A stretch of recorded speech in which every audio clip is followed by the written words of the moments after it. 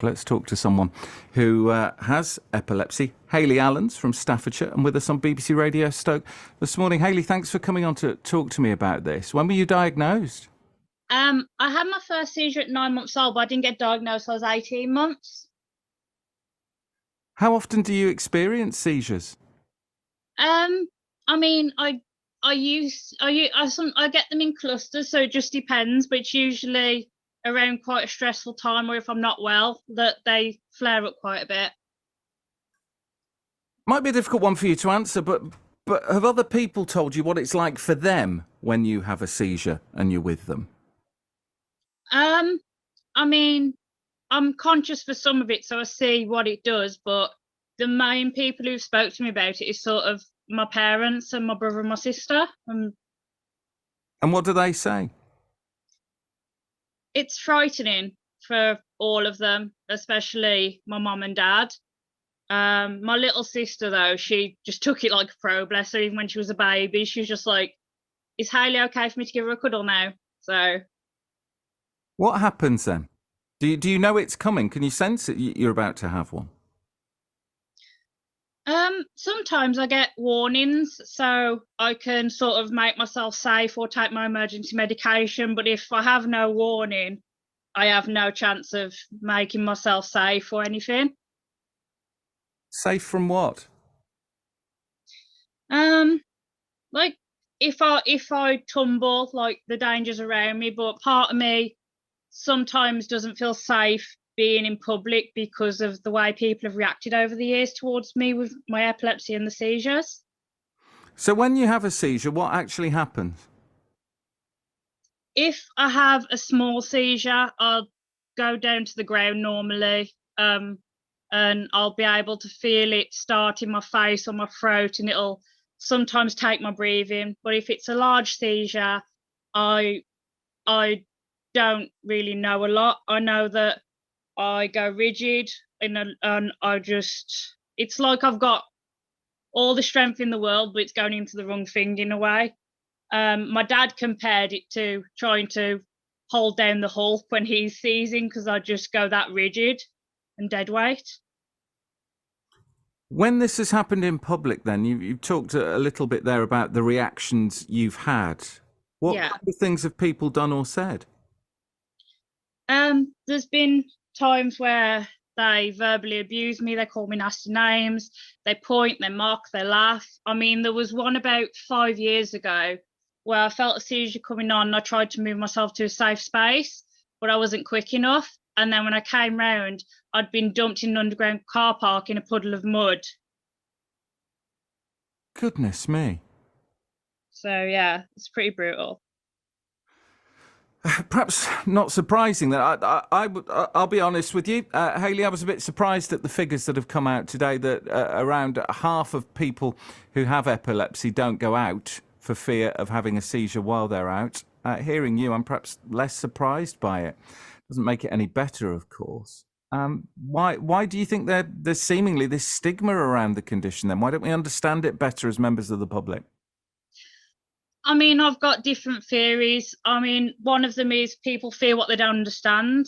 So maybe it's just easier to be ignorant than to learn something new or expand your knowledge.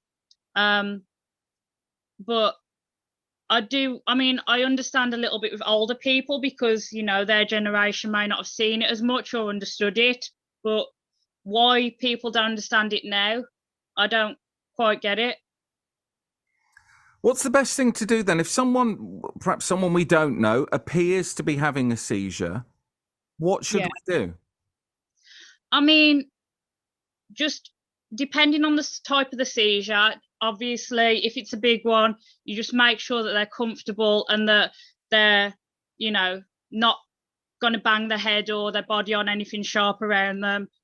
But and reassure them when they start to come around, it's okay. I mean, if it lasts a while or they don't appear to be coming out of it, obviously we call 999. I think personally, every time I've had a seizure in public and people have mistreated me,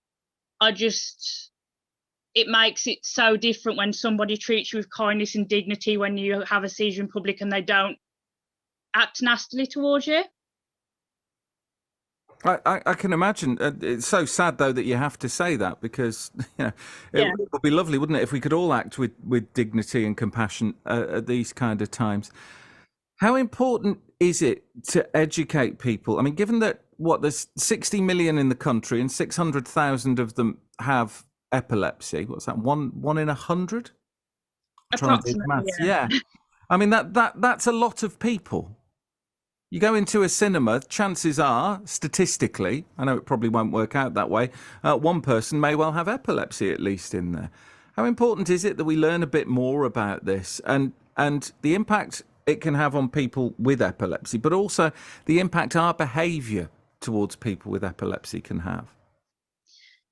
I mean, speaking from my personal experience, I feel like if you're in a vulnerable position, it's, if you've got nothing nice to say, then just walk by. There's no need to be nasty to somebody who's already going through their version of hell. Treating them with a bit of decency and kindness, and like, how would you feel if that was somebody you loved, sort of thing. So I think it is very important to raise the profile and the awareness. I mean, it's something that's always been dear to my heart since I was a baby.